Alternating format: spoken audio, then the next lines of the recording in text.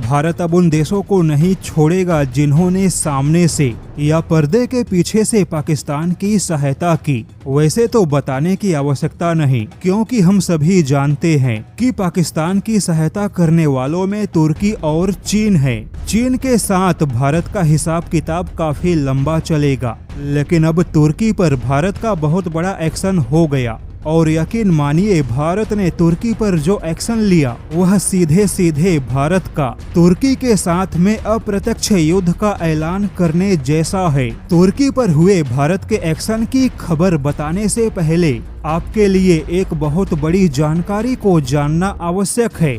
अभी तक आपको केवल इतना ही पता है कि पाकिस्तान ने भारत पे सैकड़ों की संख्या में ड्रोन अटैक किया। वहीं आपको केवल इतना ही मालूम है कि यह सारे ड्रोन तुर्की से मिले थे। लेकिन अब एक बहुत ही बड़ा खुलासा हुआ कि पाकिस्तान को तुर्की के ड्रोन पे बहुत ही ज्यादा भरोसा था, क्योंकि खुद तुर्की ने पाकिस्तान को ड्रोन देते समय भरोसा दिया था कि पूरे दक्षिण एशिया में, जिसमें भारत भी शामिल है, ऐसे किसी भी दक्षिण एशियाई देशों के पास में तुर्की के ड्रोन अटैक को रोकने का कोई जवाबी उपाय नहीं है।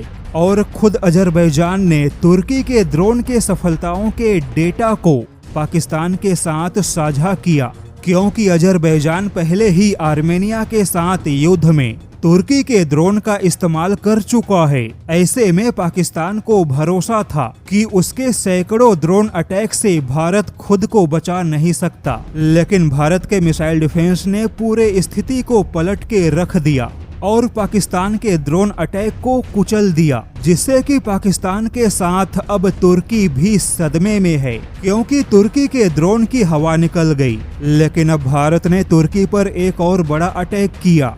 दरअसल भारत अब तुर्की को थोरियम टेक्नोलॉजी के क्षेत्र में कोई सहयोग नहीं करेगा। यूरेनियम जैसा ही थोरियम का इस्तेमाल भी परमाणु ऊर्जा के अलावा हथियार बनाने में किया जाता है।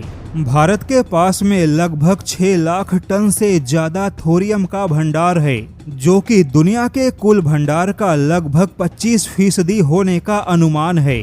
थोरियम से बिजली बनाने के मामले में भारत के पास में अच्छी तकनीक भी मौजूद है, यानी कि भारत के पास में यूरेनियम से ज्यादा थोरियम का भंडार है।